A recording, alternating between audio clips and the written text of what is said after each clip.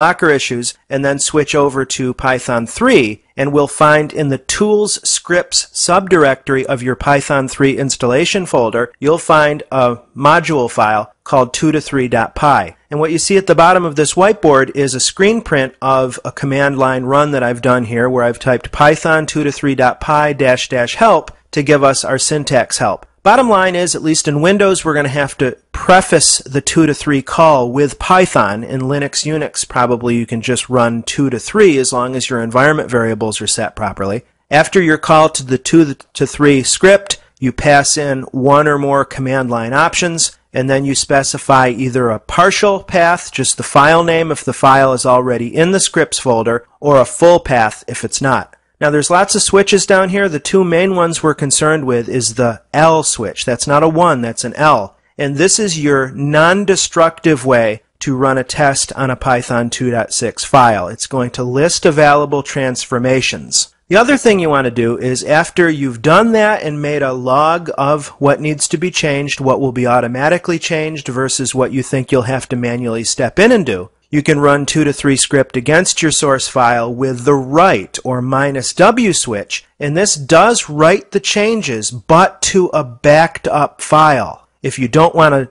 do backups and live dangerously, you can use -n, although I certainly would not recommend that.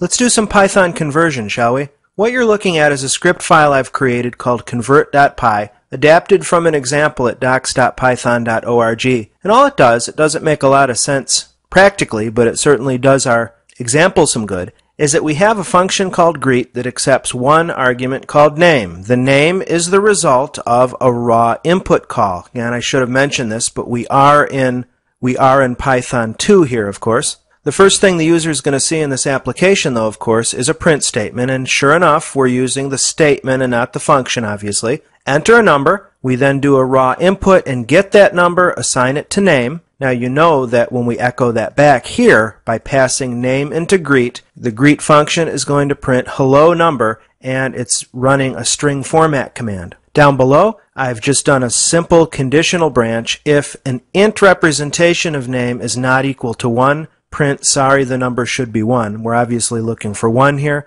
Otherwise, you guessed correctly. Now the reason why I added this is to demonstrate another difference between Python 2 and Python 3. This guy here, the not equals, less than, greater than, is now in Python 3, as you know, bang equals. Okay? Let's run this module. Enter a number. I'll do 5. It says hello number 5. That's the result of the greet function. And then our if branch runs, and since name was not equal to 1, we get back sorry the number should be 1. Good and good. I've now opened a command prompt and navigated into my Python 26 directory, and as you see, I've run the dir command to show that we have convert.py right here. We're first going to invoke that -3 switch. Remember, if we run Python with the H flag, it gives us a lot of help and tells us the -3 flag warns about Python 3.x incompatibilities. So therefore, we'll simply type Python -3 convert.py. We get only one problem here. Now, you have to remember that Python 2 to Python 3 changes are dependent upon the specific subversions. So you noticed, I'm sure, when I showed you the source code, that we were using the brace and the format method to format that string, and you might have expected that to blow up. However, that's evidently been added into this version of Python 2.6. If Python does detect deprecated elements, things that are not going to be trivially fixed in 3.x, it tells us, and that's what this is saying right here. Deprecation warning, less than, greater than, not supported, use bang equal instead. Finally, I've opened up another command prompt, navigated into Python 31 tool scripts, run a directory listing. There's our 2to3.py module. And to invoke this bad boy, we'll just do a Python 2to3.py. Actually, why don't we run that with the help switch just to see what we've got going on. This gives you the help that I showed you in the previous whiteboard. So there's nothing to see here.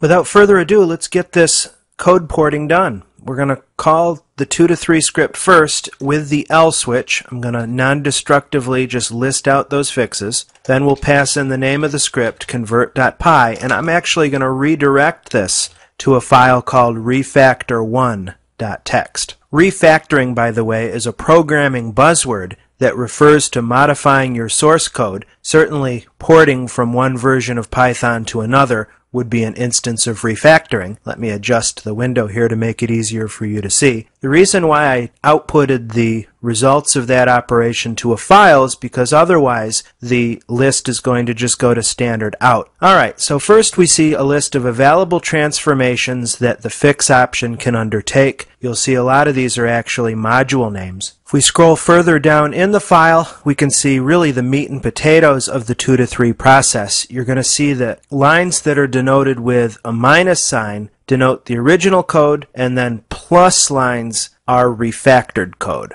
You'll note here on this plus line that the old call to the print statement has been changed. The format method was available in Python 2.6.4, still available in Python 3, so that was left alone. Now you notice that raw input has not been corrected, so it looks like we may have to fix that manually. Yeah, because you'll notice that they just, by they I mean the developers of the 2 to 3 script, have transformed that line into a call to print. We definitely don't want that. And then in our if block, the if statement where we look at not equal to 1 has been changed here, and then it fixed the print. Alrighty then, let's now come back to our command line environment. I'll up arrow to give our previous statement focus again, and this time instead of -L, we'll do -W. Because the W switch is also non-destructive, if we come back to the file system, you should see that we have our converted convert.py, which I'm going to call convert2 to 3, and then we also have a backup of the original file that 2 to 3 created and gave it the back extension. So now we're free to right-click, edit with idle, and see what we need to do with that file. Here's the refactored code. As expected, we're fine with the switch from the print statement to the print function. We've switched the not equal to, but of course we're going to have to substitute this guy to, actually, why don't we just copy this or cut this and paste it in the input line. It was nice that the 2 to 3 did give us this. And it looks like everything else is fine. Good deal. Let's run. Cool. I guess the icing on the cake here is to make sure our converted refactored code functions in Python 3, so let's open the run module, guess a number, and we're fine. The code works in Python 3. Mission accomplished.